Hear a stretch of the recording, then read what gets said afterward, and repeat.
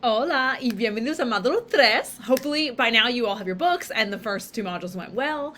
So this module we're talking about families and family names and also the verb tener, which means to have. So to describe like the family members that you have.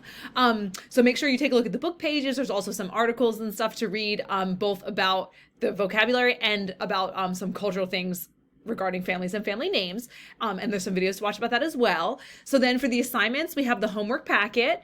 We have a discussion, so make sure you get your initial post in by Wednesday. And that's going to be about the articles both in the book and that are posted in the reading. So make sure you read all the articles before you answer that. And then the speaking assignment, you're going to answer those questions about your family. This next part that says family tree practice, you don't have to submit that. It's just for you to look at. It's similar to what's on the quiz. If you want to check your answers, you can email me. And then we have the quiz. And remember, you can only open it one time. And once you open it, you have to finish it. And it won't save anything that you do after the time limit's up. So make sure you just submit it once the time limit's up. Let me know if you have any questions. I hope you're having a good week. Stay warm. Y nos vemos pronto. See you soon.